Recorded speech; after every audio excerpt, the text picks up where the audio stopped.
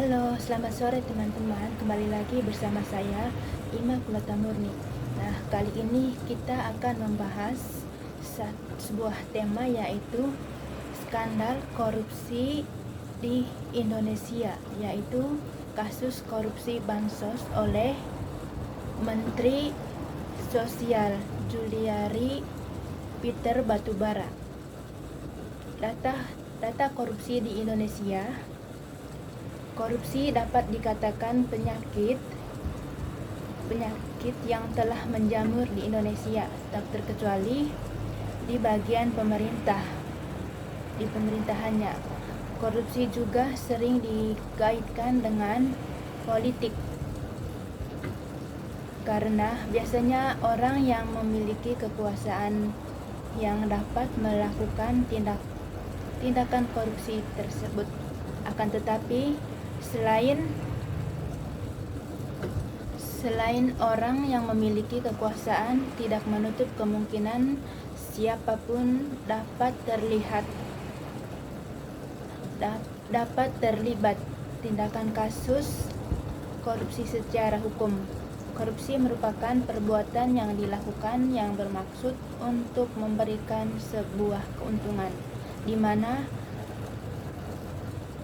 mana keuntungan tersebut tidak sesuai dengan tugas resmi orang lain. COVID-19 merupakan pandemi global yang telah melanda seluruh dunia, termasuk Indonesia. Indonesia sendiri pada tanggal 20 November 2021 dilansir dari JHU CSS COVID-19, data mencatat bahwa kasus COVID-19 mencapai 4,25 juta dan jumlah yang meninggal mencapai 144.000. Angka tersebut bukanlah angka yang kecil. Indonesia sendiri sudah mengalami penambahan kasus harian positif COVID-19 tertinggi, menempati urutan kedua di dunia setelah India. Pada tanggal 6 Juli 2021 tercatat kasus baru di Indonesia mencapai 27,745 kasus. Dan hal ini pemerintah dalam mengatasi lonjakan kasus agar tidak terus meningkat setiap harinya, maka mengeluarkan kebijakan mulai dari PSBB atau pembatasan sosial berskala besar hingga PPKM, pembatasan kegiatan masyarakat. Baik PSBB maupun PPKM telah melumpuhkan berbagai sektor perekonomian. Hal ini dapat terlihat dari perekonomian Indonesia sepanjang 2020 yang mengalami resesi ekonomi pada kuartal 2 mencapai 5,32% dan pada kuartal 3 mencapai 3,49%. Kebijakan penanganan yang diambil oleh pemerintah, yaitu pemerintah dalam menyikapi perekonomian masyarakat yang terhambat dan telah menurunkan kesejahteraan masyarakat, maka melakukan pemberian bantuan sosial kepada masyarakat.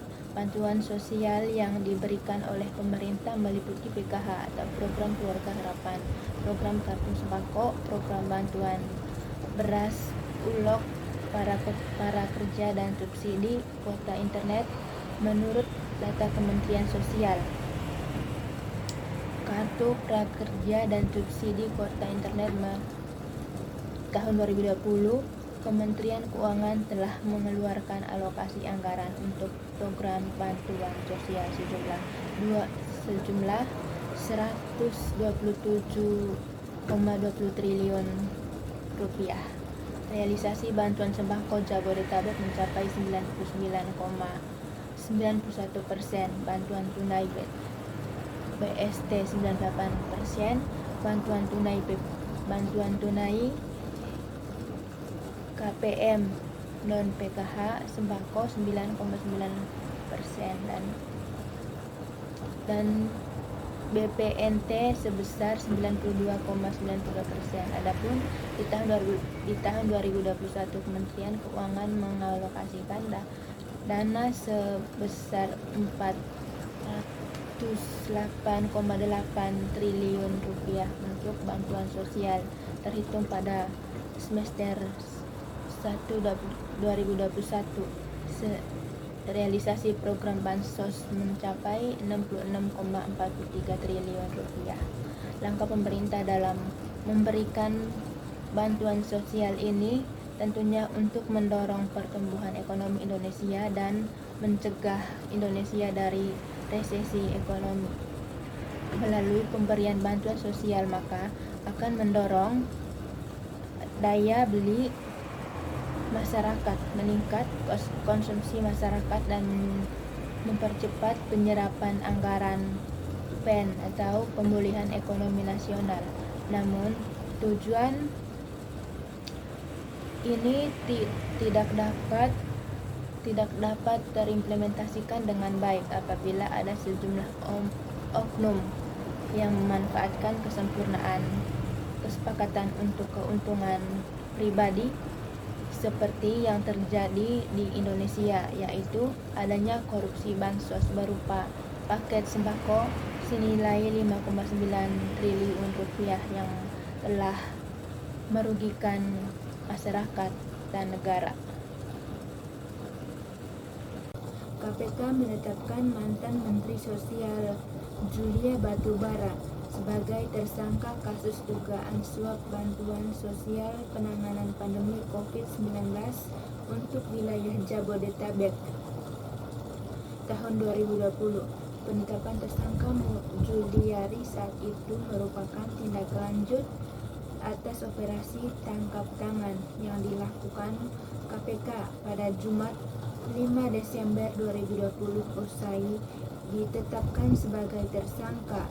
Pada malam harinya, Juliari menyerahkan diri ke KPK. Selain Juliari, KPK juga menetapkan Mateus Joko Santoso, Adi Wahyono, Ardian IM, dan Hari Sidabuke sebagai tersangka selaku pemberi suap.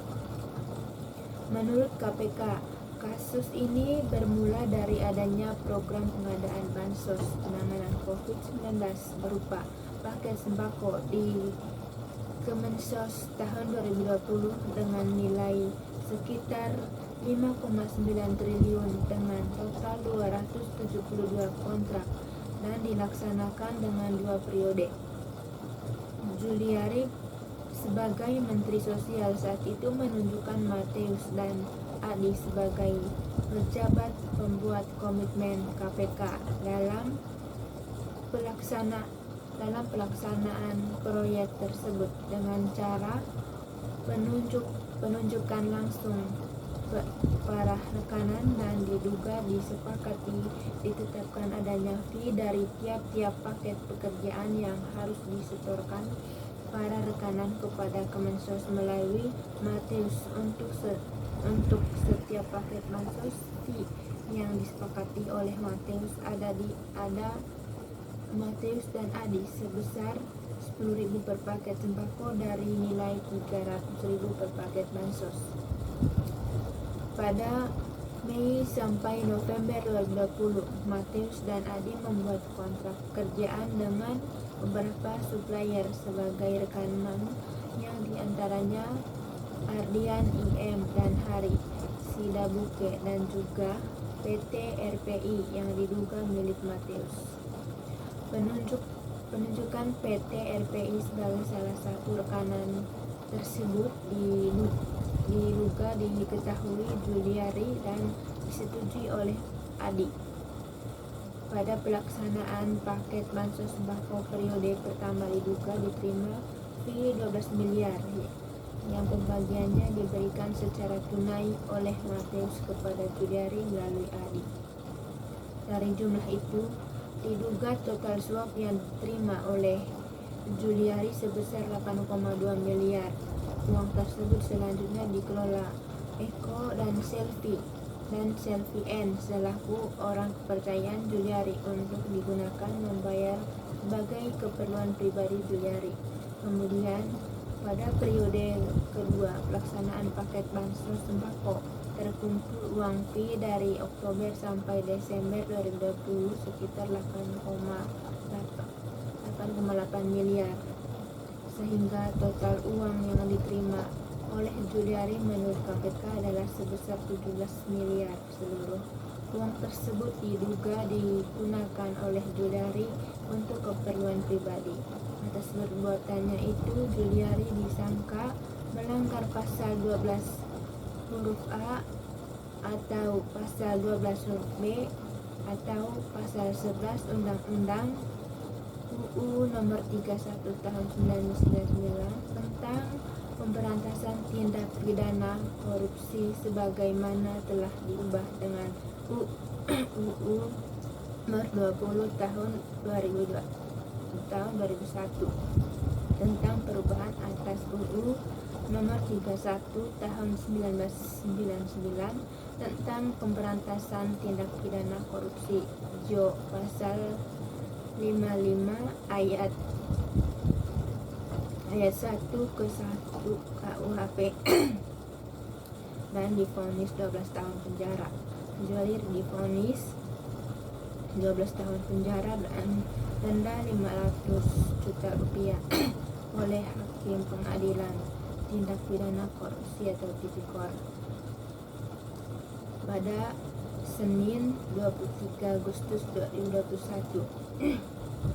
Majelis Hakim menilai Juliari terbukti melanggar pasal 12 huruf A Undang-Undang RI Nomor 31 Tahun 1999 tentang pemberantasan tindak pidana korupsi sebagaimana diubah dalam UU RI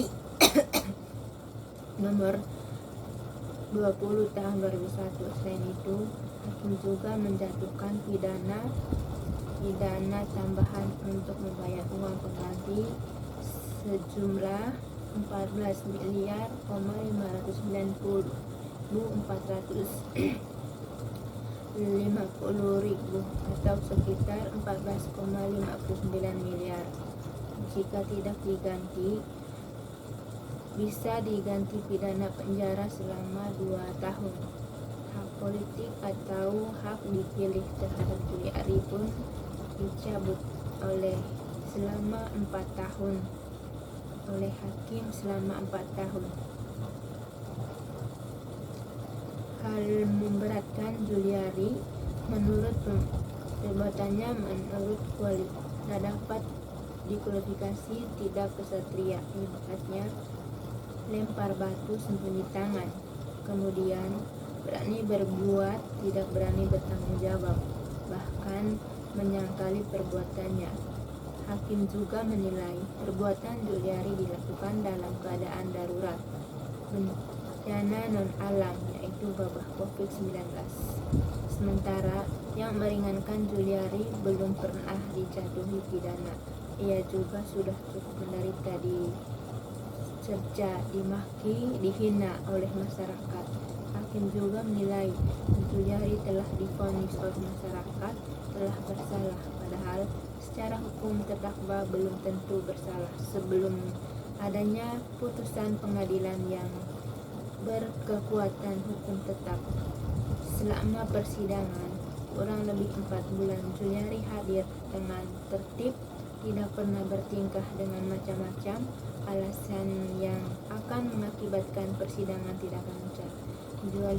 Juliari dan kuasa hukum Magdir Ismail pikir-pikir terlebih dahulu atas vonis tersebut.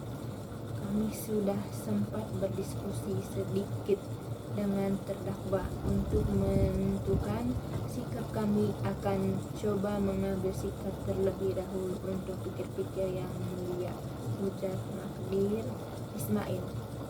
Vonis ini lebih berat dibandingkan tuntutan jaksa KPK sebelumnya. Juliari dituntut 11 tahun dan denda 500 juta, subsidiar 6 bulan kurung 6 bulan kurungan oleh jaksa KPK. Jaksa menilai Juliari terbukti menerima suap dalam pengadaan paket bansos COVID-19 wilayah Jabodetabek 2020 sebesar 30,4 miliar. Setelah itu, Juliari juga dituntut pidana pengganti sebesar 14,5 miliar dan hak politiknya dicabut selama 4 tahun.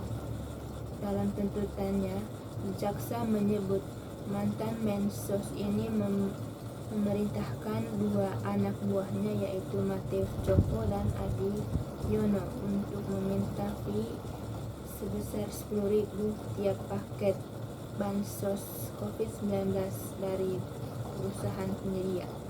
Terima kasih. Assalamualaikum warahmatullahi wabarakatuh.